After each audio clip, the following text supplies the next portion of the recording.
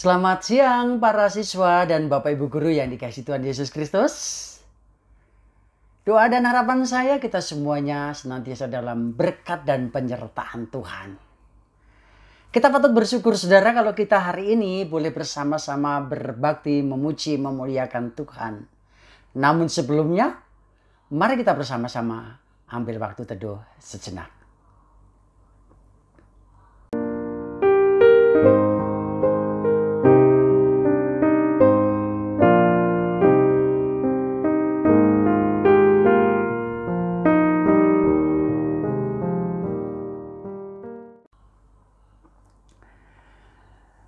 Para siswa dan Bapak Ibu Guru yang dikasihi Tuhan Yesus Kristus.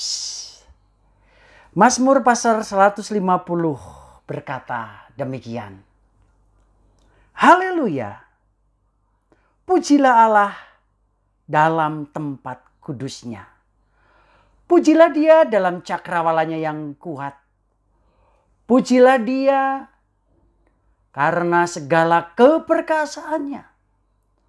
Pujilah Dia sesuai dengan kebesarannya. Pujilah Dia dengan tiupan sangkakala, pujilah Dia dengan gabus dan kecapi. Pujilah Dia dengan rebana dan tari-tarian. Pujilah Dia dengan permainan kecapi dan seruling. Pujilah Dia dengan ceracap yang berdenting. Pujilah Dia dengan ceracap yang berdentang. Biarlah segala yang bernapas memuji Tuhan. Haleluya. Mari saudara kita bersama-sama dengan penuh sukacita memuji dan memuliakan Tuhan dengan lagu berikut ini saudara.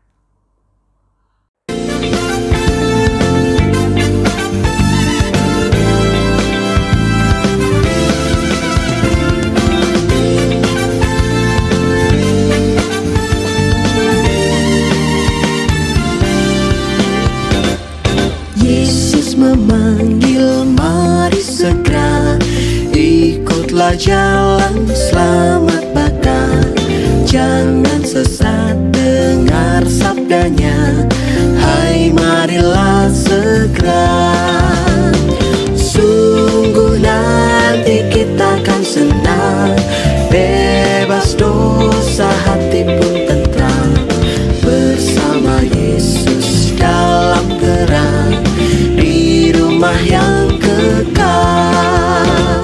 Hai, marilah kecil dan besar, biar hatimu kirang benar. Pilihlah Yesus, jangan gentar. Hai, mari datanglah. Sungguh nanti kita akan senang, bebas dosa, hati pun tentram, bersama Yesus dalam terang, di rumah yang kekal.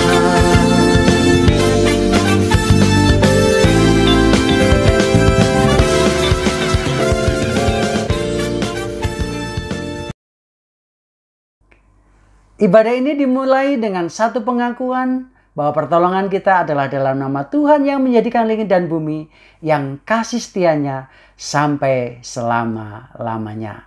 Tuhan Yesus bersertamu. Dan besertamu juga. Bapak Ibu Guru dan para siswa yang dikasihi Tuhan Yesus Kristus, dalam kehidupan kita tidak akan pernah menemukan jalan yang selalu enak. Suka dan duka, bahkan penolakan pun acap kali terjadi. Namun percayalah bahwa Allah senantiasa akan berikan kekuatan kepada saudara dan saya untuk menjalaninya. Mari kita bersama-sama siapkan hati kita untuk merenungkan sebagian dari firman Tuhan. Namun sebelumnya kita memuji Tuhan dengan satu pujian.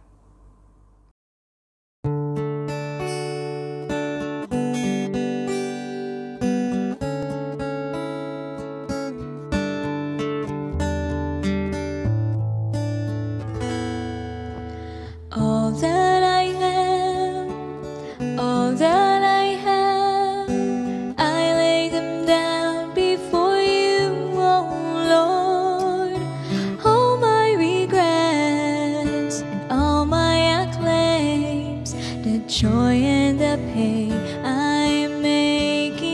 am yours.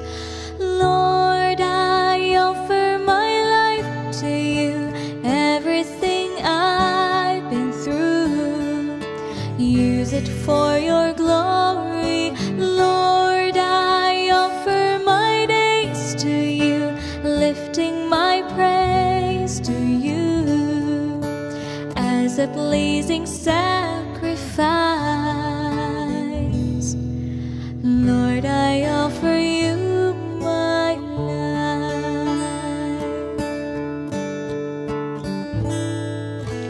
Things in the past, things yet unseen, wishes and dreams that are yet to come true.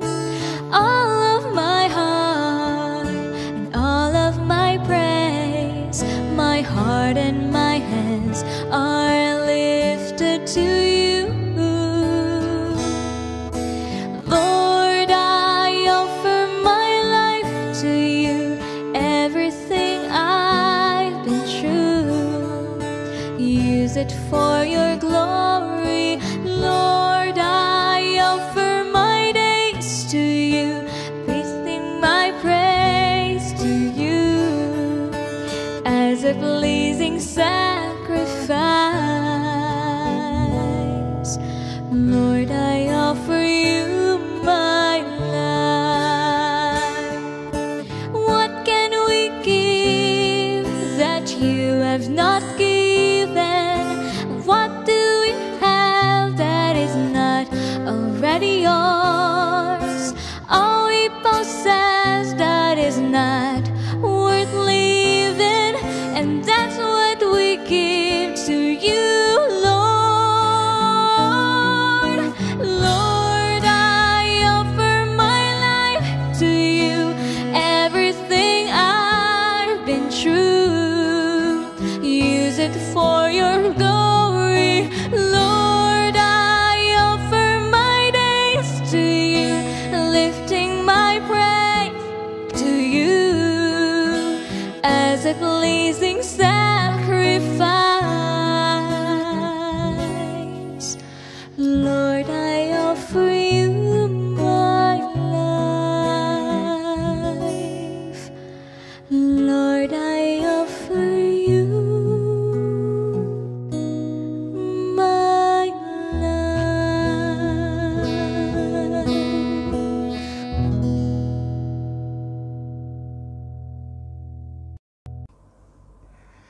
Saudaraku yang dikasihi Tuhan Yesus Kristus, mari kita bersama-sama siapkan hati kita, pikiran kita, dan seluruh keberadaan hidup kita untuk dilawat oleh kebenaran firman Tuhan. Namun sebelumnya kita tundukkan kepala dan kita satu di dalam doa.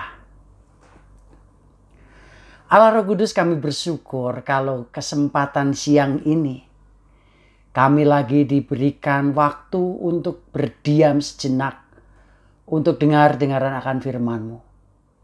Mari kiranya Engkau yang kuasai hati, pikiran kami, dan seluruh keberadaan kami, supaya di saat firman Tuhan disampaikan, kami semua boleh membuka diri untuk kebenarannya. Dan berbicaralah kepada kami Tuhan, karena kami siap untuk membaca dan merenungkannya. Amin.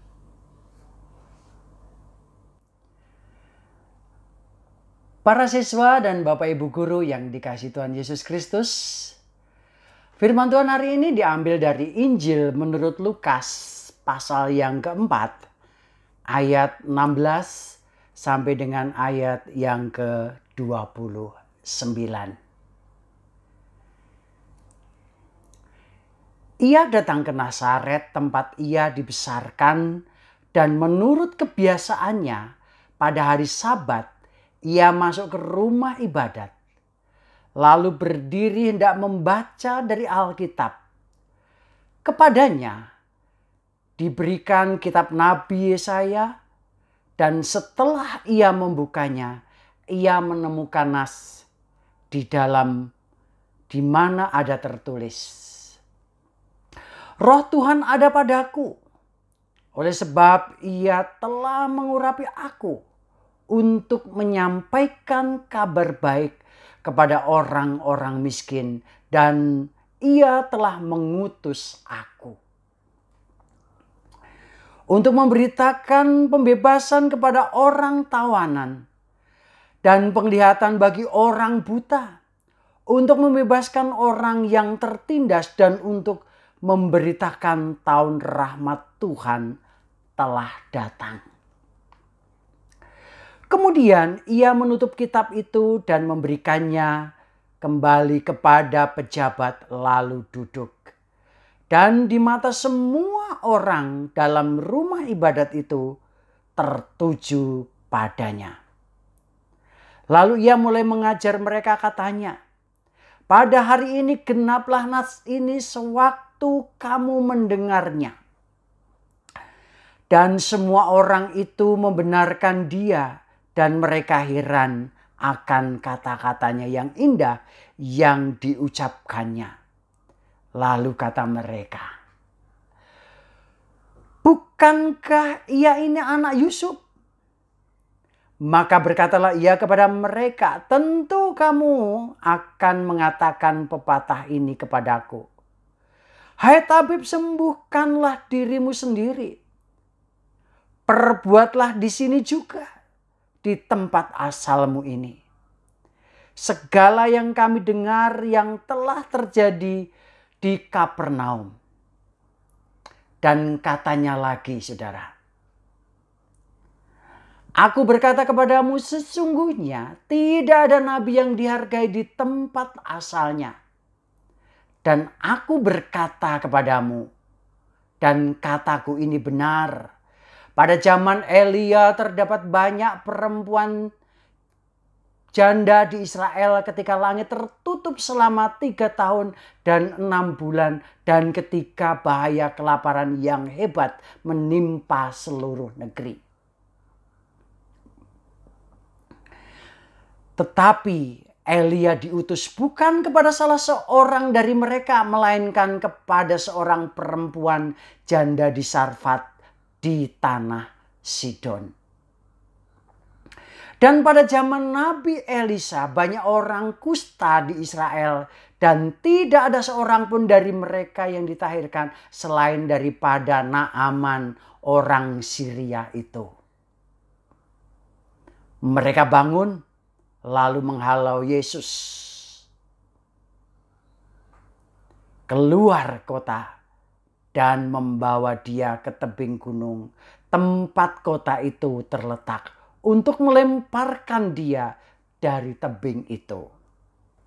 Tetapi ia berjalan lewat dari tengah-tengah mereka, lalu pergi.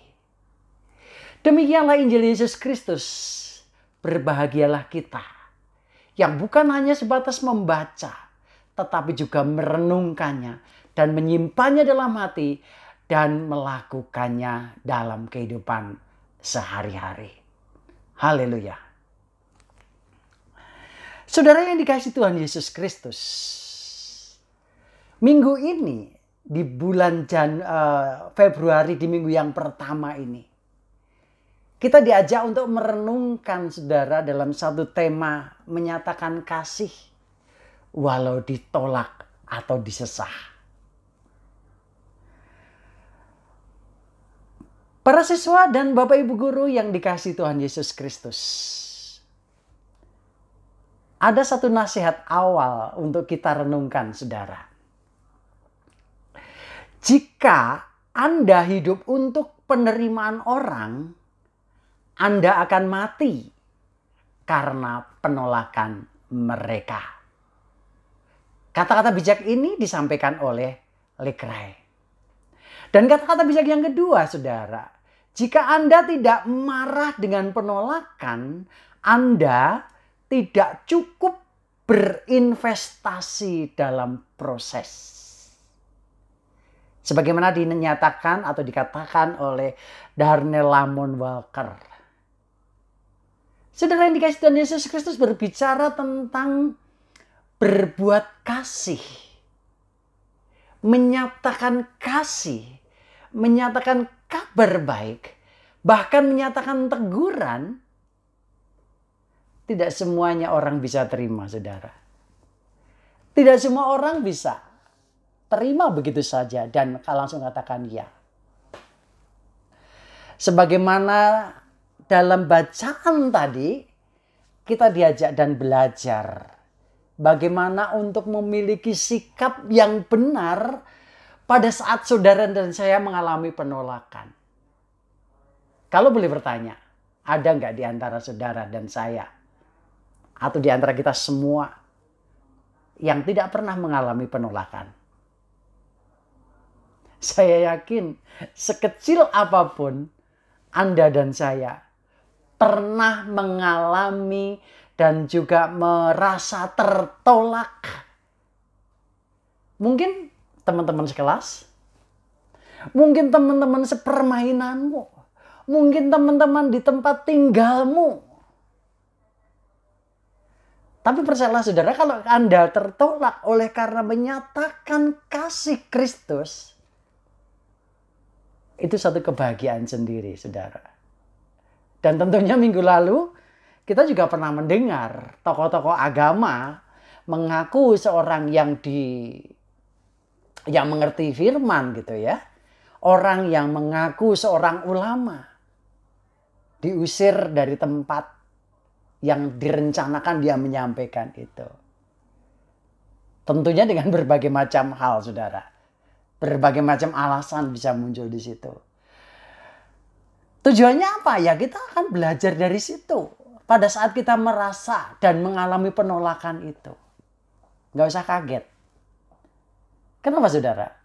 Mari kita baca kembali bagian Alkitab tadi yang sudah kita baca bersama-sama. 3 tokoh penting. 3 tokoh penting yang sama-sama mengalami penolakan yang luar biasa dalam kehidupannya. Dan 3 tokoh ini bukan orang sembarangan, saudara. Yang pertama, dalam bacaan Injil tadi kita melihat satu tokoh yang bernama Elia. Dan di seluruh antero negeri pada waktu itu tidak ada yang tidak kenal, tidak ada yang tidak mengerti siapa itu Elia. Seorang nabi yang luar biasa. Seorang nabi yang dipakai Tuhan luar biasa. Tetapi dia pun juga ditolak, saudara, oleh bangsa Israel. Bahkan bukan sebatas ditolak, bukan sebatas dimusuhi, bahkan dia diancam untuk dibunuh. Tapi apakah dia mundur? Tidak, saudara. Dia juga tetap menyatakan itu, kebenaran itu kepada bangsa Israel. Terutama kepada pemimpin-pemimpinnya. Meskipun akhirnya dia pun juga harus rela melarikan, menjauh dari tempat itu, saudara. Yang kedua, Elisa, pengganti Elia. Dia juga mengalami hal yang sama, saudara. Dia juga mengalami penolakan oleh bangsa Israel pada waktu itu. Dia juga disesat, bahkan dia juga dihina habis-habisan. Kenapa? Karena pada saat zaman dia melayani ada banyak orang menderita kusta. Logikanya kalau dia seorang nabi, utusan Tuhan, umat pilih yang dipilih oleh Tuhan, harusnya sanggup dong. Untuk apa mentahirkan orang yang sakit kusta? Tapi realitasnya, saudara, hanya satu. Dari kelompok orang tidak percaya. Bahkan bisa dikatakan bangsa kafir, yaitu Naaman. Dialah yang disembuhkan. Bahkan setelah kejadian kesembuhan Naaman itu pun muncul masalah baru. Kenapa, saudara? Elisa mendapatkan fitnahan. Dan tokoh yang ketiga, ini yang akan menjadi puncak untuk kita renungkan bersama, saudara. Siapa? Yaitu Yesus. Yesus bukan saja ditolak tetapi dimusuhi, bahkan sama persis dengan yang dialami oleh Elia, diancam dilemparkan ke jurang. Gara-gara apa? Menyatakan kebenaran, menyatakan kasih. Bahkan dalam bacaan yang dia kutip dari Yesaya, dia memberitakan tahun rahmat Tuhan. Dia memberitakan kesembuhan yang daripada Tuhan. Yang buta dicelikkan matanya. Yang lumpuh dibuat berjalan.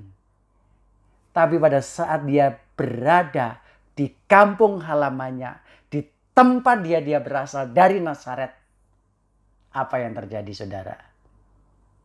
Nyinyiran muncul. Dan di sini dikatakan, bukankah dia itu anak Yusuf si tukang kayu? Bayangin, saudara. Di depan umum, langsung tunjuk hidung, dikatakan, bukankah dia anak Yusuf si tukang kayu? Ya, itu juga tidak beda jauh dengan kondisi negeri ini, saudara. Negeri ini juga sekarang sudah kebablasan gara-gara apa? Gara-gara orang yang menolak terhadap kemajuan.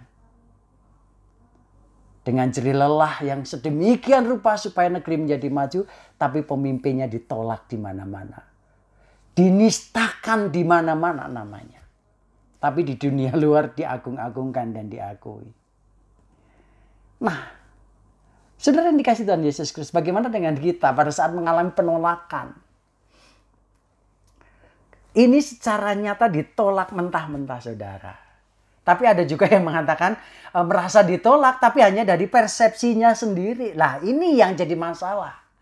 Kalau dia merasa tertolak oleh karena persepsinya sendiri, ini nanti akan jadi masalah besar, saudara. Kenapa? Orang ini ujung-ujungnya mengkambing hitamkan orang lain. Bapak, Ibu Guru, dan rekan-rekan yang dikasih Tuhan Yesus Kristus. Lalu bagaimana sikap kita untuk menghadapi penolakan ini? Orang-orang tua dulu berkata seperti ini, saudara. Pergumulan itu adilnya ya digumuli. Kalau kita mendapatkan satu pergumulan, ya gumulin saja. Itu paling adil, saudara. Dan gak usah kemana-mana. Dan yang kedua, berikutnya adalah peristiwa yang terjadi dalam kehidupan kita. Baik itu peristiwa baik, peristiwa buruk, peristiwa sukacita, duka cita. Ya adilnya cuma satu.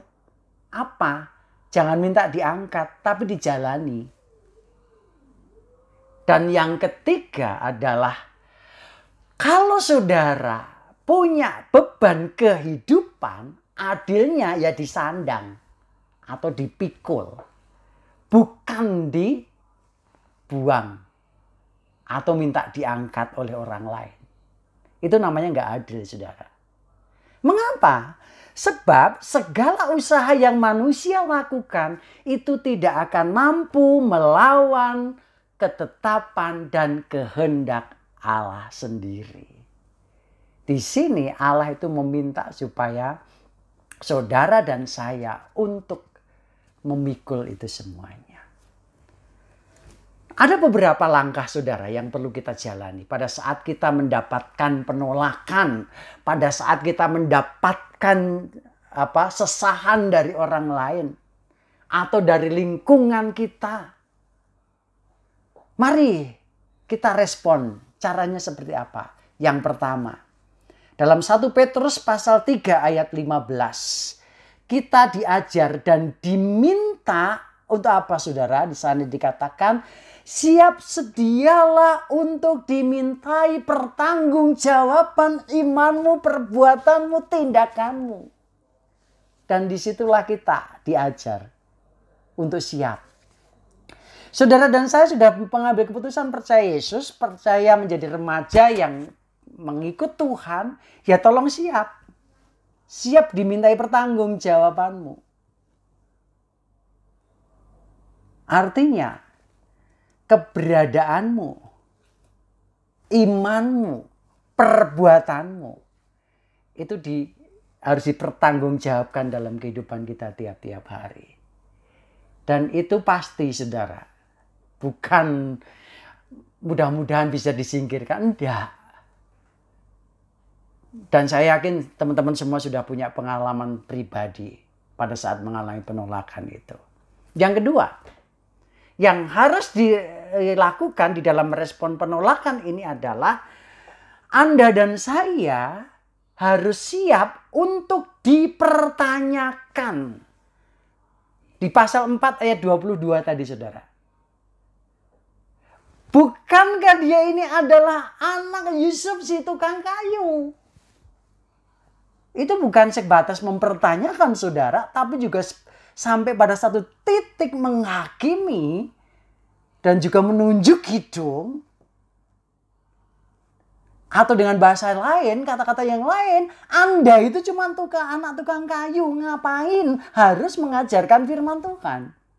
Walaupun kalimatmu indah, walaupun kalimatmu itu bagus sekali di tengah-tengah persekutuan kami orang-orang Nazaret ini. Tapi Anda itu anak tukang kayu, kan gitu ya. Kalimatnya seperti itu, saudara. Kalimat sederhananya. Bayangkan kalau itu terjadi dalam kehidupan kita secara nyata.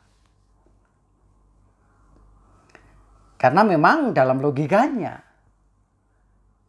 seorang nabi tidak akan pernah dihargai di tempat asalnya.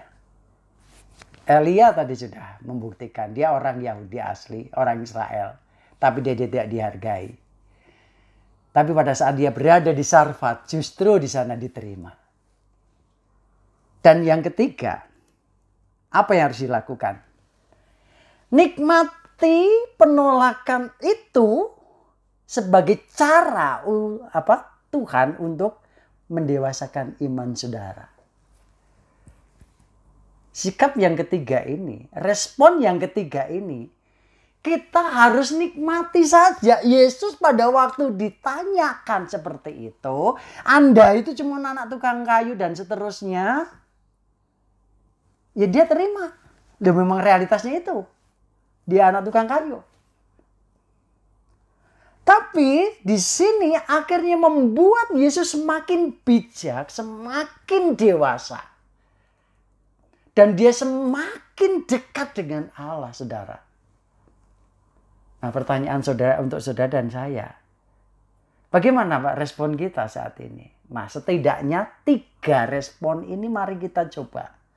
Kita miliki bersama-sama. Yang pertama, siap sedia untuk mempertanggungjawabkan apa yang kita miliki. Sikap kita, kehidupan kita, iman kita, dan semuanya. Yang kedua, kita harus siap untuk dipertanyakan. Kamu itu anaknya siapa? Dan seterusnya, ya tanya jawab aja. Pak, mungkin kita akan berkata, latar belakang keluargaku nggak layak dan seterusnya. Kenapa enggak? Ya kita akuin aja apa adanya. Toh bukan atas kemauan Anda dan saya kok dalam satu posisi seperti itu. Dan yang ketiga ini, mari kita coba nikmati saja. Karena penolakan yang terjadi dalam kehidupan kita, itu akan mendewasakan Anda dan saya dalam seluruh aspek kehidupan, saudara. Bagaimana dengan kita hari ini? Saya akan tutup renungan kita hari ini dengan satu pernyataan yang disampaikan oleh Ernest Agiemang Yeboah. Kalimatnya seperti ini, saudara. Sadarilah kekuatan sejati Anda ketika orang menolak Anda.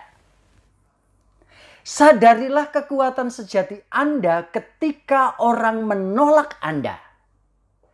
Nyatanya mereka tidak menolak Anda, mereka hanya menunjukkan kekuatan Anda yang sebenarnya. Jadi pada saat saudara dan saya ditolak, ternyata mereka itu pengen menunjukkan bahwa kita adalah orang yang kuat. Mereka pengen menunjukkan kita itu orang yang sebenarnya punya kekuatan.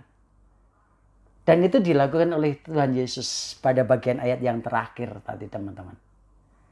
Justru Yesus tidak kabur, tapi pada waktu itu justru dia berjalan di tengah-tengah mereka. Dan meninggalkan kerumunan orang itu. Mari kita coba, saudara, berpikir lebih jernih. Pada saat kita, saudara dan saya mengalami penolakan, mengalami pergumulan, mari kita berpikir positif bahwa penolakan itu sesungguhnya hanya mau menunjukkan saudara dan saya adalah orang-orang yang kuat di dalam Tuhan. Amin. Saat teduh untuk kita semuanya.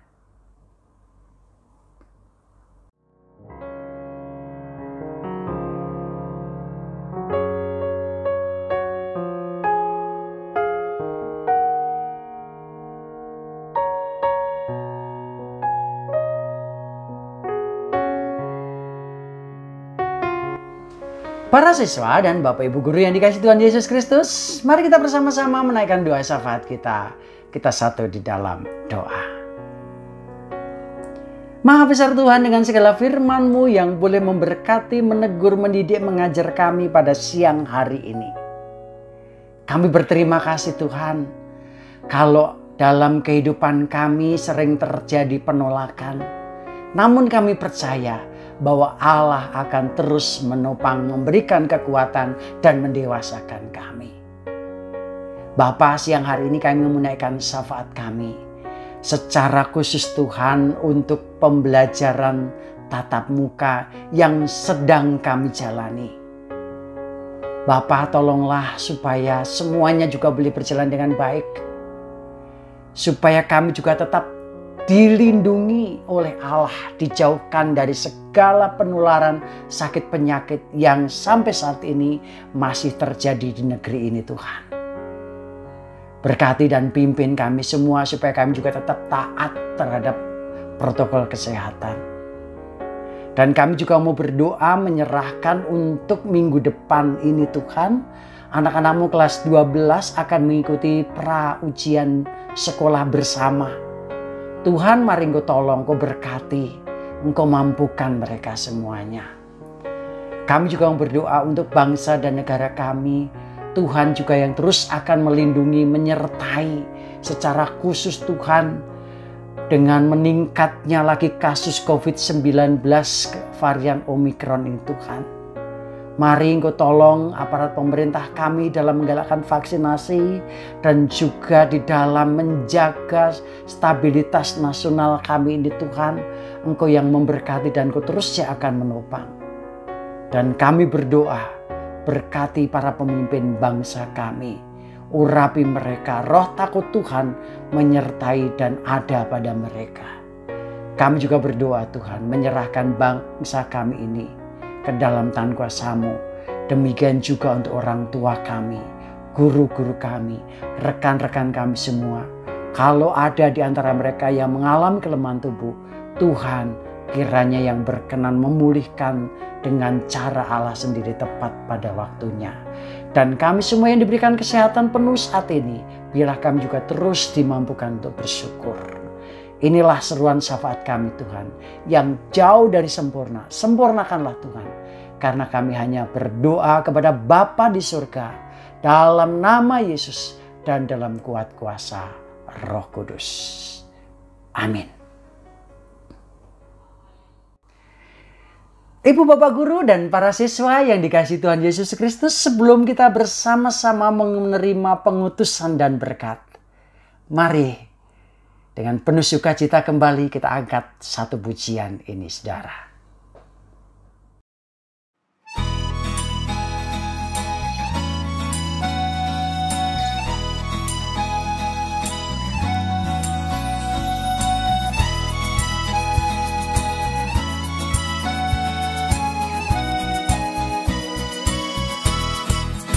Tuhan mengutus kita ke dalam dunia, bawa pelita kepada yang gelap. Meski dihina serta dilanda duka, harus melayani dengan sepenuh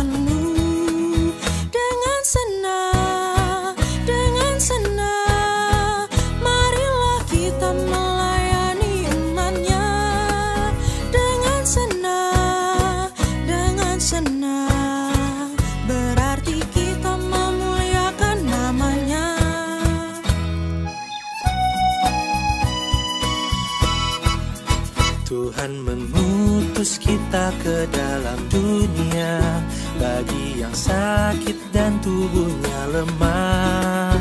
Meski dihina serta dilanda duka, harus melayani dengan sepenuh. Dengan senang, marilah kita melayani umatnya. Dengan senang, berarti kita memuliakan namanya.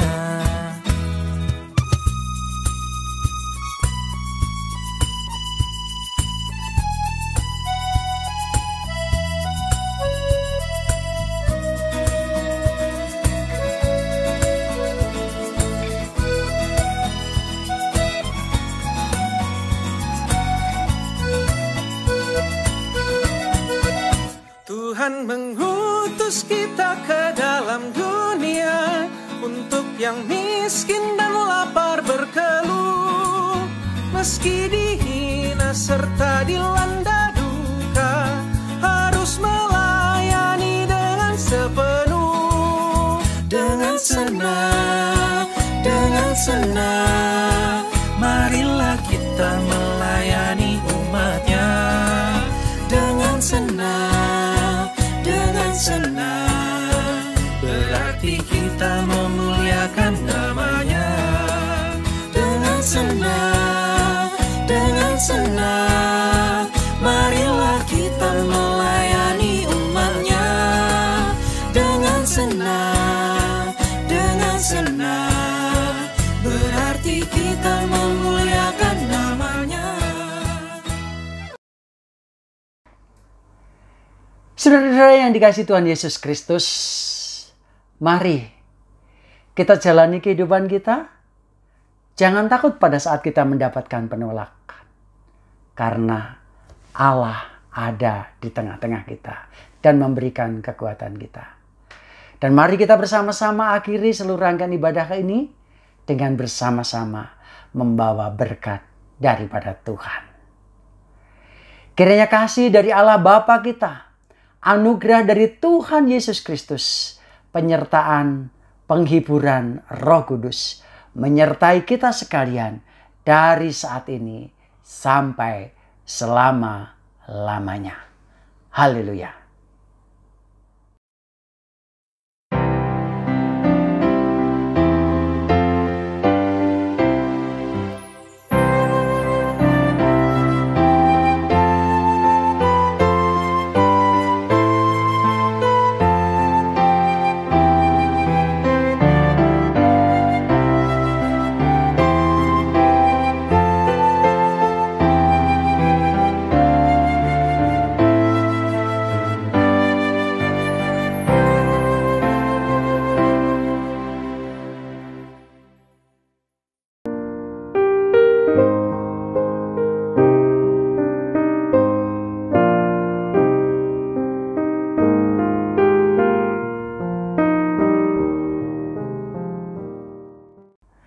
Bapak Ibu Guru dan para siswa yang dikasihi Tuhan Yesus Kristus,